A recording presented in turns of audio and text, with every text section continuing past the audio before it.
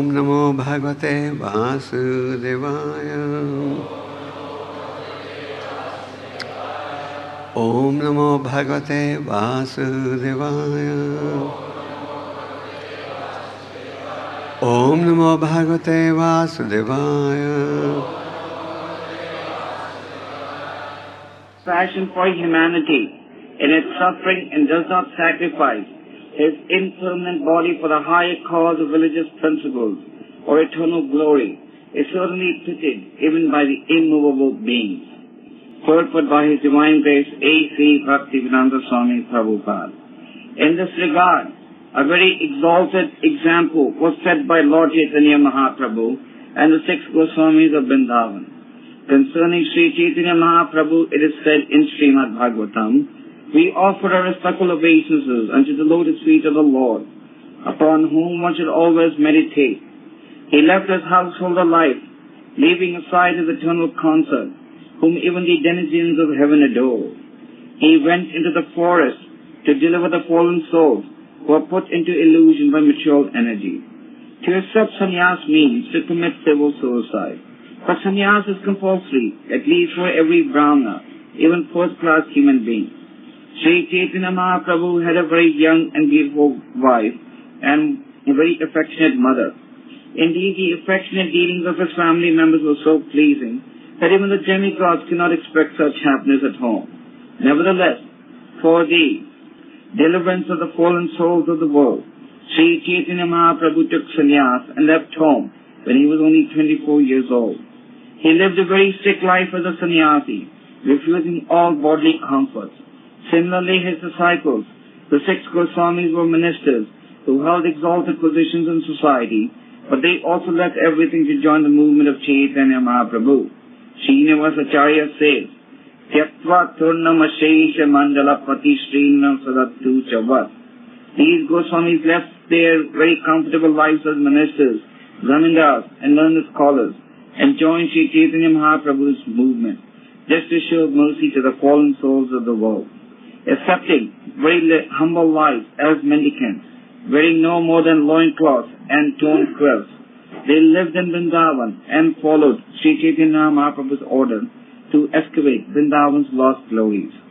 Similarly, everyone else with a maturely comfortable position in this world should join the Krishna consciousness movement to elevate the fallen souls. The words Bhuta Dayaya Maya Mergam Daita Pesh Sitam and Dina Ganesha Karunaya all convey the same sense. These are very significant words for those interested in elevating human society to a proper understanding of life. One should join the Krishna consciousness movement, follow the examples of such great personalities as Sri Chaitanya Mahaprabhu, the 6 Goswamis, and before them the great sage Dadichi. Instead of wasting one's life for temporary bodily comforts, one should always be prepared to give one's life for better causes. And after all, the body will be destroyed. Therefore, one should sacrifice it for the glory of distributing religious principles throughout the world. Yoduvenatmana natha na dharmamna yasha puman eheta bhuta daya ya so chastya varerapi. So, it is being emphasized in the translation and in the purport that one must be willing to sacrifice his impermanent body for the higher cause of religious principles. And once again we see in this purport Srila Prabhupada's invitation to the entire society to come and join this Krishna conscious movement. This was also in the purport that we discussed yesterday. So, the example is cited in the purport of these Goswamis who were in very responsible positions and how they gave up the entire comfort for the purpose of saving humanity. In the Chaitanya Charitamrita, there is also reference to Raghunath Das Goswami, one of the Goswamis. Raghunath Das Goswami came from the family of a millionaire, and when his parents found out that he wants to join Chaitanya Mahaprabhu's movement, they tried their best to discourage him. Anyway, even after Raghunath Goswami had come to Vrindavan, the parents tried their best to steal him back. They sent 4 servants. Raghunath Das's family was a millionaire.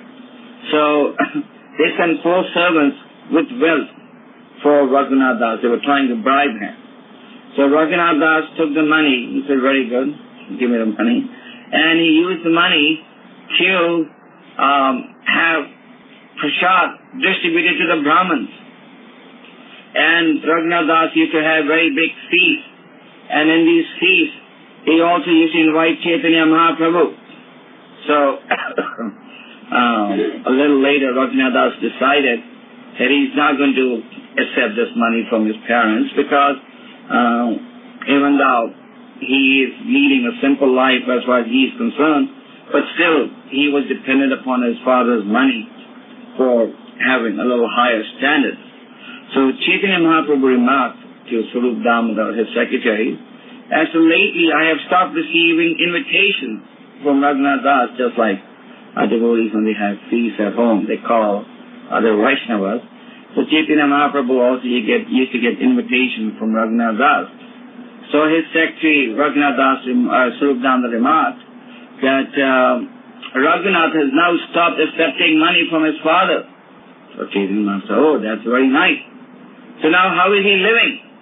He is standing on the footsteps of the Jagannath Puri temple, and when the pilgrims go from the temple, he begs them for some foodstuffs. So Chaitanya Mahaprabhu then started remarking that when he was coming out of the Jagannath Puri temple, Raghunath Das was standing begging for foodstuffs. This is the nature of a saintly person. He lives just by begging. But then Chaitanya Mahaprabhu saw that Raghunath is not begging anymore. So then he inquired from his secretary, Swarup Damodar, what has happened? I don't even see him begging on the steps anymore. What's happened to Raghunath? So Swarup Damodar said that now he stopped begging also because he felt that he was like a prostitute. He didn't want to beg. So now Chaitanya Mahaprabhu said, how is he living? And Swarup Damodar told him that now he goes to the kitchen of the Jagannath Puri temple and he eats only the remnants of food of rice that is thrown out by the kitchen, just like in our kitchen. We throw out what is not clean. In other words, you separate what's clean from the dirt. So Raghunath started going to the Jagannath Puri kitchen and he just started eating rice, what was left thrown out. So Chaitanya Mahaprabhu walked into the house of Raghunath Das and said, I've heard that you're having very palatable dishes here. I'd like to eat this prasadam. And Raghunath Das said, this prasadam is not fit for you. And Chaitanya Mahaprabhu wanted to encourage Raghunath in the mood that he was developing of complete dependence upon the Lord and complete simplicity. And in order to encourage that, Chaitanya Mahaprabhu went to Raghunath Das' house. So the point is that here is an example of somebody who was born in the family of a millionaire. His father was so rich. But still, in order to fulfill the mission of Chaitanya Mahaprabhu, he sacrificed everything and became so austere. Of course, Prabhupada himself adds that it is not recommended that we become austere like Raghunath Das Goswami, in the sense that we just start going in front of the kitchens and just start eating what's thrown out. The Goswamis, as far as their own existence was concerned, they hardly had a place to live. They never even knew where the next meal was coming from. But as far as devotional service to Krishna was concerned, they were interested in getting the most opulence that they could. They built the most beautiful temples in Vrindavan. But as far as their own living was concerned, they were satisfied by just living under simple trees. So a question may arise, why is it being emphasized that Krishna consciousness should be cultivated in this human form of life? A question may arise as to why is it being stated in this verse that this impermanent body should be sacrificed for a higher cause. It's a very natural question, isn't it? When you go out and tell people about the value of taking the Krishna consciousness, a lot of them will question it. It's because everyone is assigning different values. As I see in the mature language, the value system differs from country to country. We can also see that the value system differs in the sense that the devotees assign a higher value to spiritual life, and those with a poor point of knowledge assign a higher value to material life. So Chaitanya Mahaprabhu was talking to Ramananda Roy, and Chaitanya Mahaprabhu asked Ramananda Roy a question. His question was, of all types of education, which is considered to be the best? Just like we can see even today, we have the Gurukul system of education, the Karmis have their system of education. So a question may arise, which type of education is better? So Chaitanya Mahaprabhu also presented a question to Ramananda Roy. He said, of all types of education, which type of education is the best? And Ramananda Roy remarked that the education that teaches one Haritoshamya, that teaches one about devotional service to Krishna, that is the best form of education. This is what Chaitanya Mahaprabhu desired to know, which type of education is the best. So Ramananda Roy replied, that system of education that teaches us Haritoshamya, that teaches us to remember Krishna, Savidya, this knowledge is the topmost education. And also we see in the Bhagavad Gita the Lord stating, Raja Vidya Raja Guhyam, that this knowledge is the king of education. Somebody may dispute it, and we are willing to accept these challenges. So they may dispute it and say that modern technology is far superior to the so-called spiritual education that we are cherishing and glorifying. Or our response is that the so-called spiritual education is superior to what modern technology is teaching, because spiritual education means learning the difference between what is permanent and what is temporary. This knowledge is totally lacking in society. The difference between what is permanent and what is temporary. As this verse of the Bhagavatam is stating, the impermanent body should be sacrificed for a higher cause. So this body is impermanent in the sense that this body has to be destroyed after a certain period. So what is the purpose in fulfilling the desires of the senses of a body that is going to be destroyed during due course? On the other hand, the soul is spiritual and eternal by nature, and the intelligent person instead takes shelter on the process of devotional service because he understands that the body is impermanent.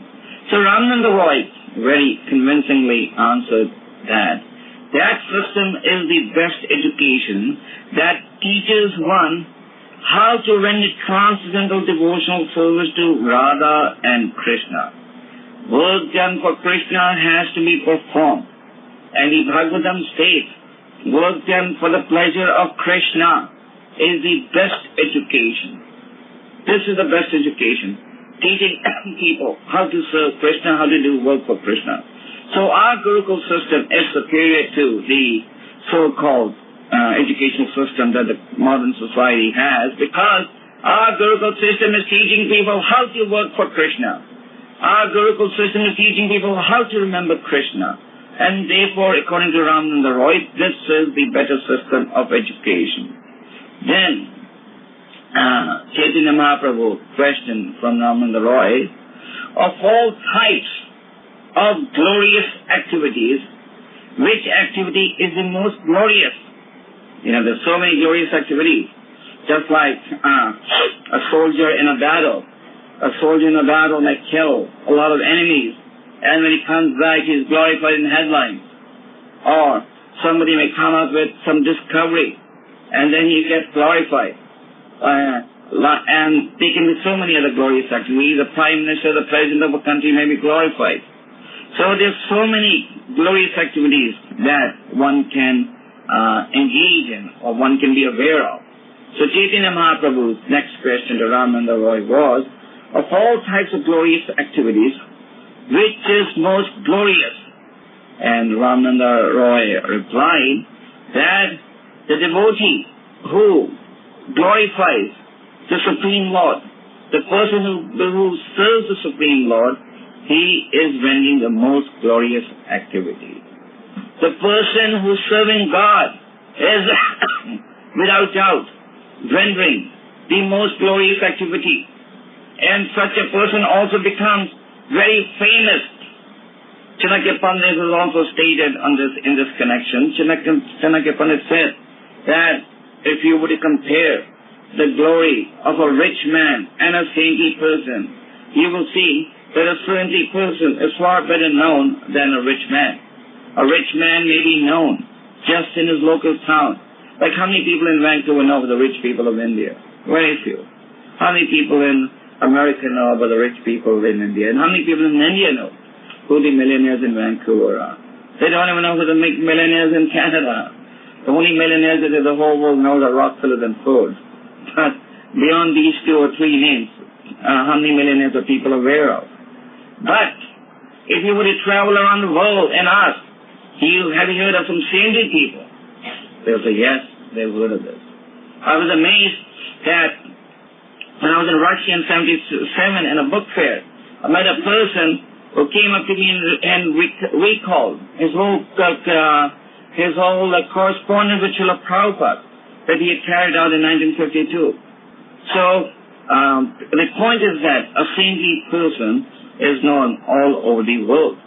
Whereas a person who is a rich man, he may be known in his local town or village or city or country, and after death they all begin to forget him.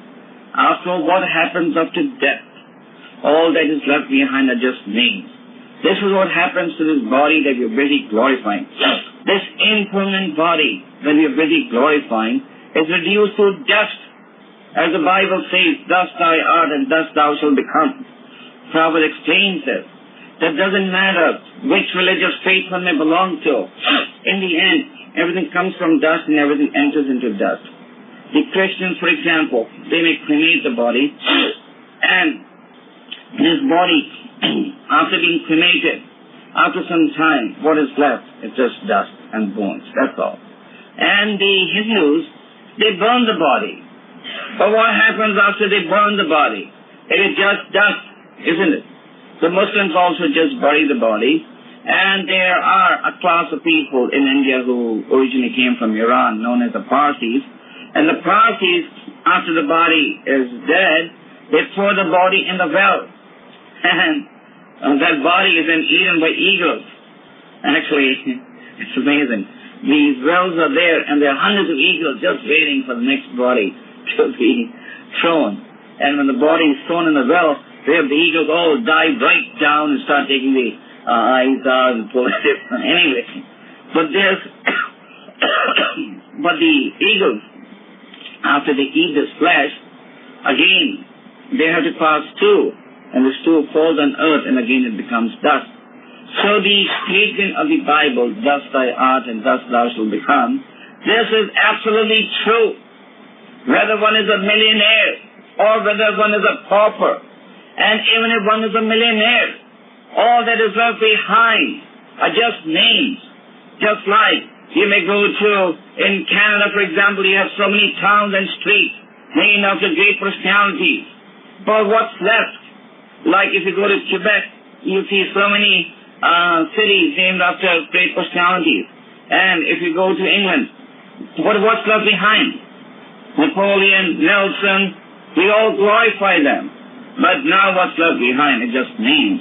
So the impermanent body that we're busy trying to satisfy ends up just leaving behind names. And what is the value of that name? It's worth nothing at all. So, Chaitanya Mahaprabhu's question to Ramanand Roy was, of all types of glorious activities, what is most glorious?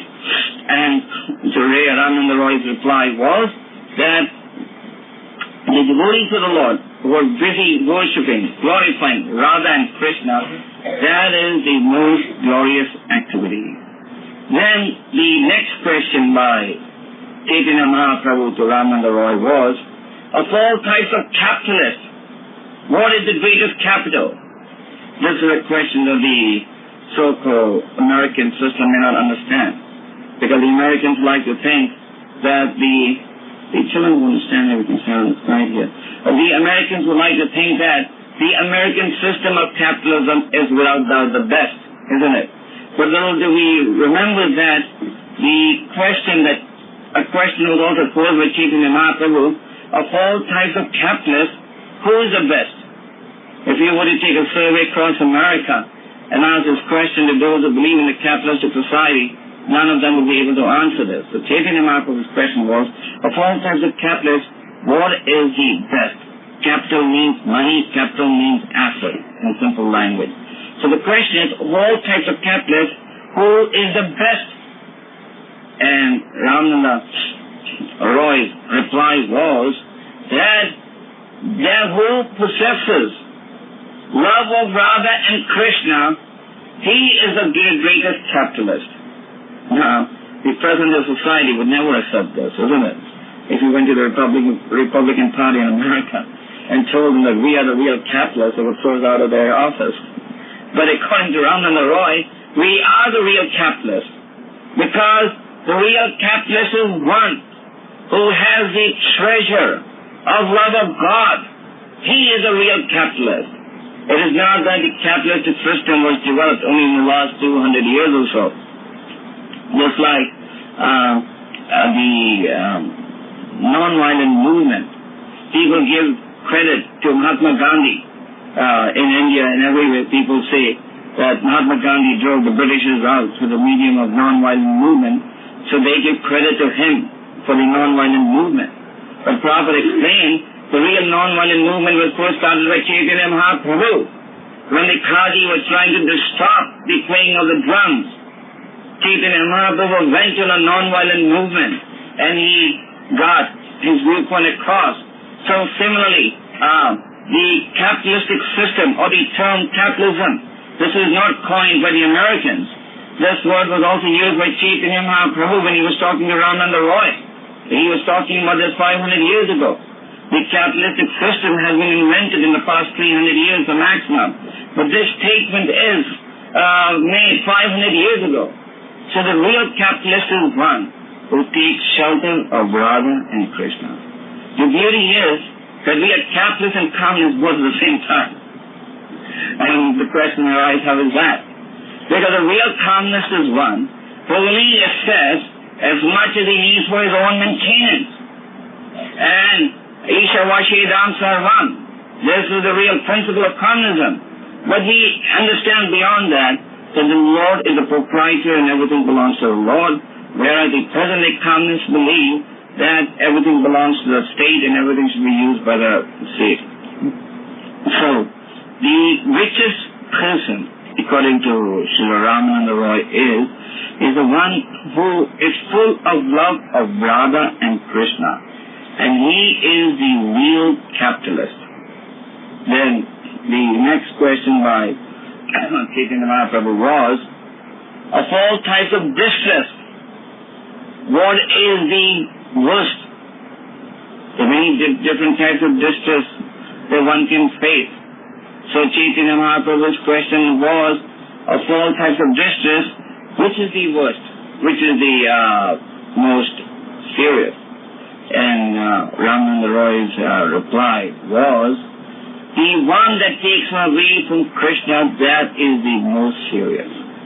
The Vicharas would like to understand that when they have some economic problem, this is the greatest distress, isn't it? Like if you were to take a survey in Vancouver and ask the people, what is the greatest distress you're facing? What's the greatest problem you're facing? You'll say unemployment. Like unemployment now is right on the top of all problems of the society, things that they're facing. But Ramanand Roy did not, however, agree with us. When Ramanand Roy was asked, what is the greatest distress? He said, separation from Radha and Krishna and separation from the devotees of the Lord.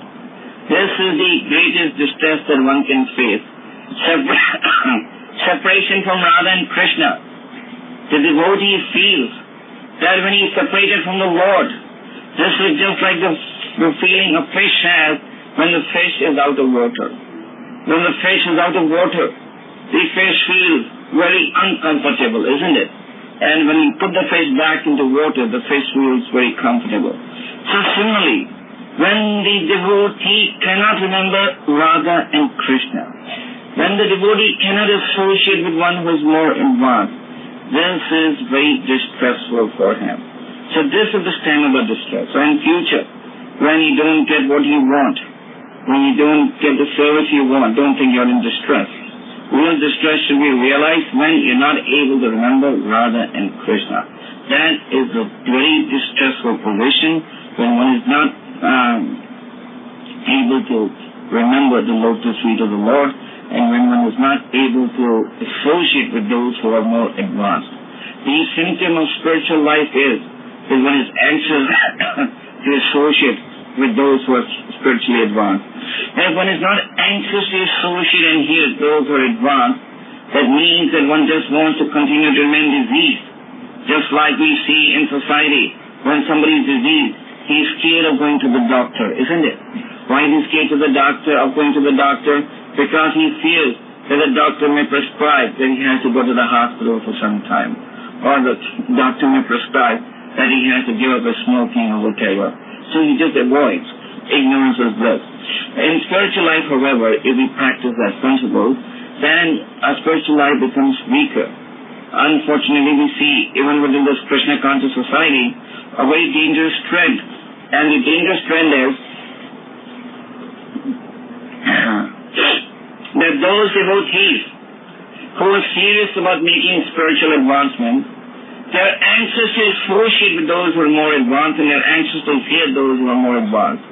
And those who are not serious about making spiritual advancement, they avoid associating with those who are more advanced. So the result is this: the strong become stronger and the weak become weaker. It's just like in the capitalistic system. The rich become richer and the poor become poorer. So when we want to avoid the association of those who are more advanced, then one becomes weaker. So according to Ramanand, real distress is one who is shying away from remembering, who is not remembering Radha and Krishna, and who is shying away from the association of devotees. This is a real distressful position to be in. Then the next question of Chaitanya Mahaprabhu was, of all types of liberated persons, who is the greatest? There are many different types of liberation that one can realize. One can run with the Supreme, have the same creatures as the Supreme, have the same opulence as the Supreme, you can live on the same planet as the Supreme. So what is the greatest? And Ramanand replied that liberation which teaches one to serve Radha and Krishna without expecting anything in return. This is known as Niskama Bhakti. When the devotee just wants to serve Radha and Krishna, that is the most elevated position to be in. When he just wants to serve Radha and Krishna without expecting anything in return at all, this is actually without doubt the most elevated position that one can be in. One can render devotional service with some motives, but the highest is when one just wants to serve Krishna, and that is glorified, just like the devotees of the Lord. They are very much glorified. Why?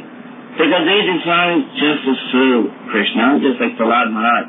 Lord Brahma says that Prahlad is the greatest devotee. Then it is said that higher than Prahlad are the Pandavas, and higher than the Pandavas are the members of the Yadu dynasty. And higher than the members of the Yadu dynasty is Uddhava. Uddhava's whole life was dedicated to pleasing Krishna.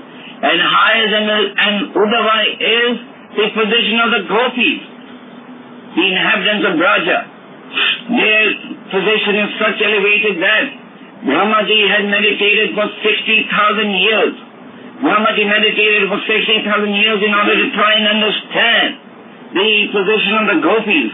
And after meditating for 60,000 years, Brahmaji came to the conclusion that he is unable to understand the position of the Gopis and their love for Krishna. So the position of those who are trying to serve Radha and Krishna is very elevated. Therefore we see in the revealed scriptures so much glorification of the devotees of the Lord. It is not that only Krishna is glorified. Even the devotees of Krishna are glorified. Take, for example, the position of Prahlad. Prahlad is glorified, isn't it? The Pandavas are glorified. The members of the Yadu dynasty are glorified. Maharaj Yudhishthira is glorified to be the embodiment of religion. And Uddhava is glorified. Because Uddhava was always serving Krishna. Arjuna is glorified. And the Gopis are glorified to the extent that Krishna says, even I cannot understand them. If Brahma couldn't understand the intensity of the Gopis' love for Krishna after meditating for 60,000 years, where is the question of any of us understanding the Gopis' love for Krishna? But we can follow in their footsteps. We don't imitate the great personalities, but we follow in their footsteps. Following in the footsteps means that we draw inspiration from the mentality and the mood of devotional service that they exhibited. The Gopis exhibited the mood of just giving everything for the pleasure of Krishna, even if it means personal inconvenience or the risk of going to hell. Their concern was not whether they are going to be elevated or demoted. Their concern was, how can Krishna be pleased? And in order to please Krishna, they sacrifice everything. So this is the highest. And then Chaitanya Mahaprabhu's next question to Ramanand Roy was, of all types of songs, which is the best? There's so many songs, isn't it? Like in the, those who listen to the radio stations can know, or those who used to listen can testify how there's so many new songs coming out every day. There's so many rock groups. There's so many songs around the world, some describing the beauty of nature, some describing the beauty of so-called love, some describing, there's so many different topics that these songs describe. Of course, the majority of them try to glorify love, which they don't really understand what is love. Chaitanya Charitamrita examines the difference between love and lust, and it says that what appears to be love is in reality just a reflection of lust. So, Chaitanya Mahaprabhu's question was, of all types of songs, which is the most glorious? And Ramanand Roy replied that that which glorifies Radha and Krishna, that is the most glorious. So, sometimes we see our devotees, they have a tendency also to write songs in praise of Radha and Krishna, isn't it? And those devotees who still maintain a weakness for playing the guitar and all, who like to dovetail their desire for writing songs in favor of Radha and glorifying Radha and Krishna, isn't it? But Prabhupada said that you don't write songs to glorify Radha and Krishna until you become self-realized. You don't write songs glorifying Radha and Krishna out of moral sentimental feelings. For example, Thakur Bhakti notes songs glorifying Radha and Krishna, glorifying Gopinath. This is not a reflection of sentimentality. Thakur Bhakti notes prayer are a reflection of his realizing his constitutional position.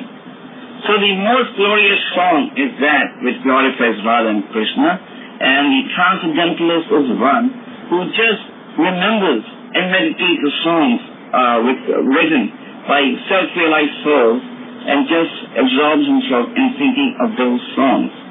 Then the next question of Chaitanya Mahaprabhu was, of all types of auspicious activities, what is the most auspicious? Here again, there is a difference. There are different systems of values assigned depending upon who you speak to. Just like there's a joke in spiritual language, different slopes for different folks. That is that depending upon what mood the devotee is, he knows exactly what to pull out to justify his action. If somebody is in Maya, then he'll be expert in pulling out a sloka from the Bhagavatam which justifies his Maya. And if somebody wants to be austere, then he'll pull out a sloka from the scriptures which justify austerity. And if somebody wants to take shelter of his mind, he'll pull out a sloka from the scriptures justifying taking shelter of his mind. So it is said different slokas for different folks. So similarly, there are also different concepts of what is auspicious and what is inauspicious. You know, the maturers who like to believe that taking shelter of a hungry man is the most auspicious activity you can engage in. Therefore, when sometimes the maturers come to our temple, they say, why are you wasting so much money in building these glorious temples? Like especially in India, when they see an opulent temple like in Bombay or Vrindavan, Mahaprabhu, they say, why don't they use the same money for feeding the poor people? Because this is their concept of what is auspicious. And those who run the Nobel Prize, their concept of auspicious is also something else. Their concept is anyone who introduces a system by which people can extend their life on this earth, that is the most auspicious activity. And therefore they award a Nobel Prize to one who can come up with a theory by which life on earth can be prolonged. Even though they do not understand that there is no point in prolonging life on earth if that life on earth is not going to be devoid of sinful activities. In other words, to prolong one's life on earth, if it is based upon performance of sinful activities, is simply a greater disaster. Because when you prolong a matureless life on earth, you're just enabling him to cut his throat even deeper. Because the longer that he's going to live on this earth, the more sinful activities he's going to commit, and the far severe punishment he will have to face. Therefore, for a matureless, it is better that he dies young, because the more he stays, the more sinful activities he will perform, and the more deeper he is going to be cutting his throat.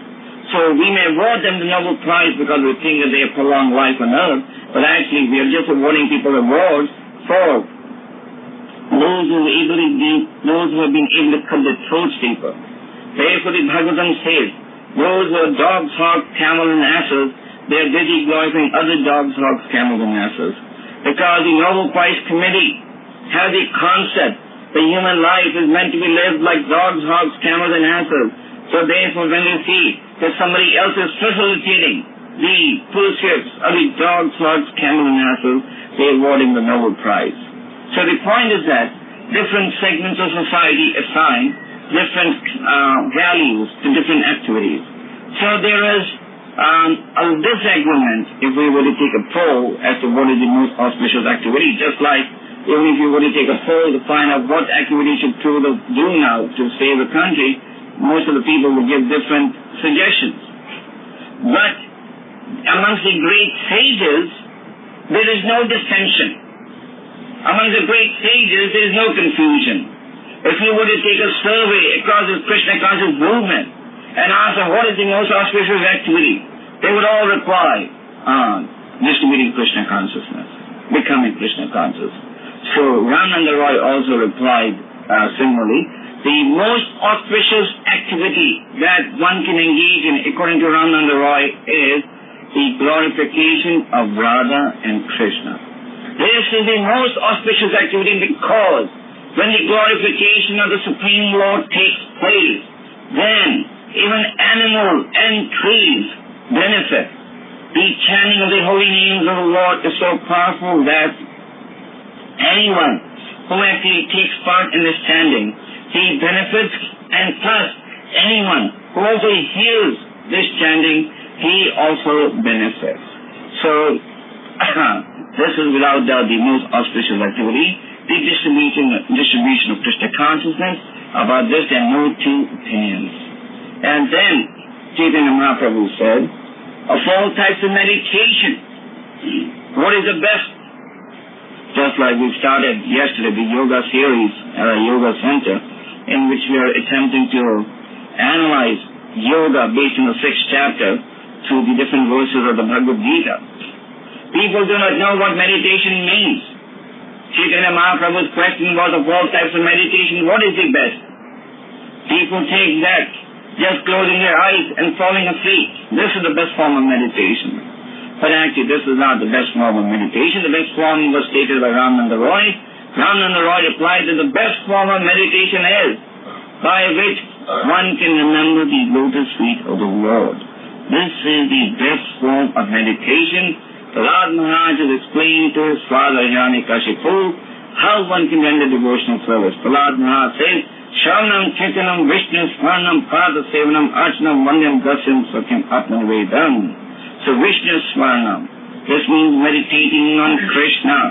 This means meditating on Krishna's instructions. If we meditate on Krishna, if we meditate on Krishna's instructions, then that is real meditation. When we are meditating on sense gratification, when we are thinking about sense gratification, then that activity is just detrimental to the fulfillment of the human mission of human life. So the point is that real meditation is to meditate on Krishna. And Ramanand Roy was asked, of all types of people, who should one associate with? There are different types of people that one can associate with, isn't it? One can associate with politicians, one can associate with movie stars, one can associate with drug addicts. There are different types of people that one can associate with. And the question was, of all types of people that one can associate with, what is most auspicious? And Ramanand Roy replied that the most auspicious association is the association of saintly people. This is the most auspicious association, because by associating with saintly people, one is always being reminded about his real business. Narada Muni, he was a son of a maid servant, but he just had the opportunity to eat foodstuff that was left behind by the great sages. And Narada Muni got the association of these great sages, and because of that he was able to get purified and he became such a great sage that he was even able to travel from one planet to another with ease. He became such a powerful sage. So four types of association that one can obtain.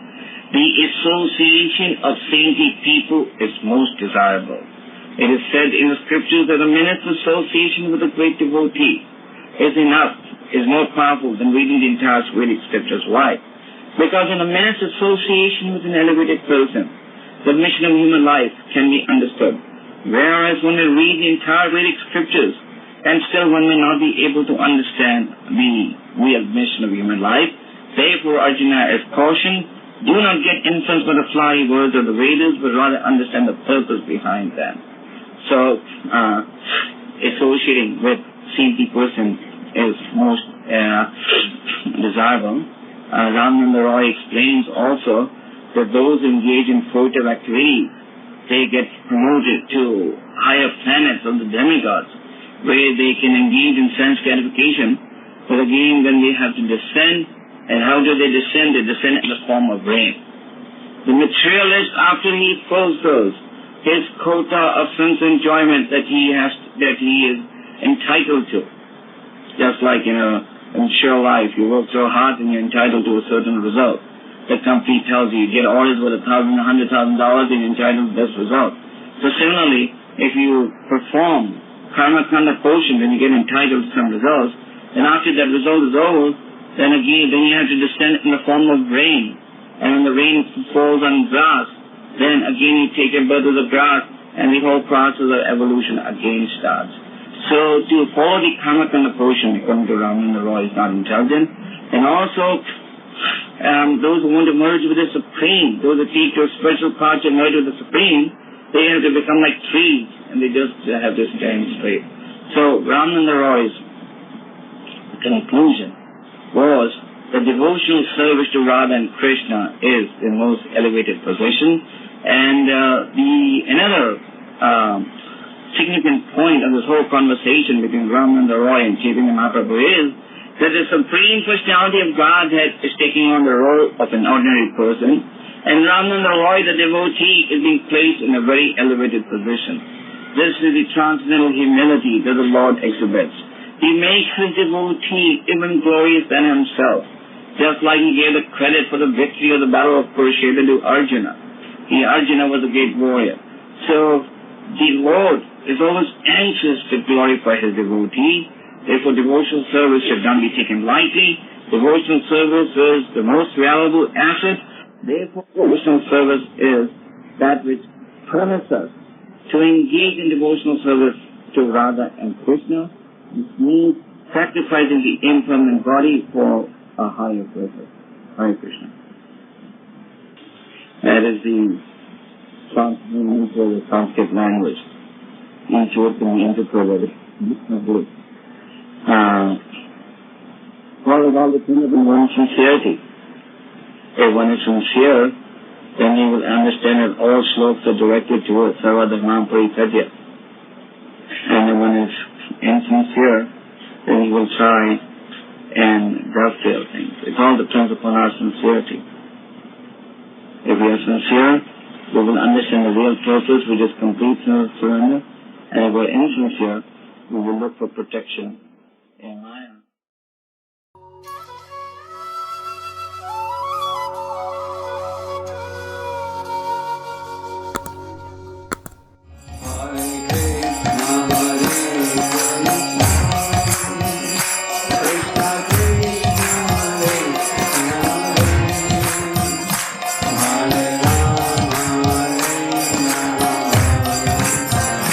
Rama